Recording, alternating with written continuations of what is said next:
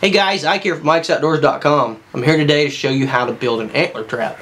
And the reason I'm doing it this way is because there's tons of different scenarios out there, and I want to try to cover a couple of them. But the basics of this antler trap are all going to be the same. And yes, I know I've made this video before and I called it a horn trap, and I know that's wrong now, so thank you guys for correcting me hundreds of times. So we're making an antler trap today, not a horn trap. But this is a very, very easy thing to do.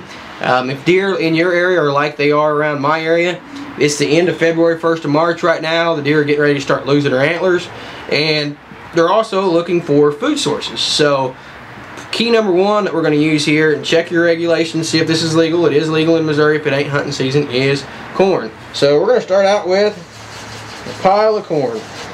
Here is, that's number one thing. Get them something that they're going to come to, especially your bucks. So what we're going to do is we're going to take our pile of corn, and depending on your area, there's several different ways that you can do this. If you're in an area where you've got open fields, what you're going to do is you're going to surround your pile of corn with 4 T-posts. So it's going to look just like that, or something similar to that. Hopefully you can see it. The next thing that you're going to do, and I use bungee cords for this, for the simple reason of bungee cords are safe. The deer is going to have a really hard time of getting their head captured in this, but they're good enough that they'll pull antlers off. So what I'm going to do is I'm going to take bungee cords and I'm going to run it from pole to pole to pole to pole to pole. So what this is going to look like from the front is going to look like this.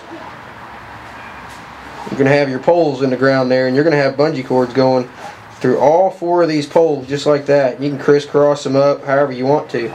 But what's going to happen is the deer is going to come and he's going to put his head in there like that to get to the corn. He's going to maneuver his head around those bungee cords to get to that corn, and he's either going to knock them off as he's putting his head in, or he's going to knock his antlers off as he's bringing his head out. And the nice thing about that is he's not going to get captured in it. He's not going to get trapped in it. It's not something that's going to cause a life-threatening injury or something like that to your deer. So it's really, really easy to do. You can do it like this. You can also use a tree. You can set your tree up where you got your tree, and you can put the corn up against it, and you can put you a pole here, put you a pole here, put you one here, and use the 4 of them and just run your bungee cords all around the same way. But the basic idea of it is to build something that will surround your corn and keep it fairly close to the corn. You want the deer to have to be able to reach their head in there, but you want them to be able to get to it as well. So I usually keep about 1 foot on each side of my pile of corn. And of course, you're going to spill corn around and stuff like that, but when you do that, it's real simple. You buy those bungee cords, just strap them all around the bottom. I put them up high so the deer can't put his head down in there and push the bungee cords down with his neck. I just use those black tarp straps because they seem to be the toughest. And just wrap those things all around that setup, and when a deer sticks his head in there, he'll either knock his antlers off, or when he brings his head back, he'll knock his antlers off at that point.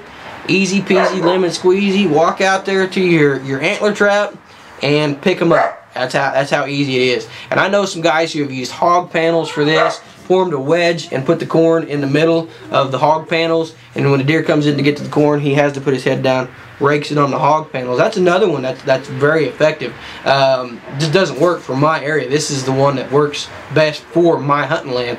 And that one, I'm just, it scares me that a deer would step through the bottom of the hog panels and break his leg or something like that. So that's the reason I don't condemn it, but I don't use it, just mainly for the simple fact of it's just easier for me to haul around 4 T-posts and do it this way. So it's a real easy trap, it's real effective, and sure saves the walking from going from bedding area to bedding area and walking fences and doing all that good stuff to find some shed antlers. So this is, I'm going to build one out on my property and put some corn in it, but I wanted to do it this way rather than watch you actually build me, have you actually watch me build one, so I can show you a couple different ways and kind of really illustrate the idea behind this. Hopefully this has done it. So that is my suggestion on how to build an antler trap.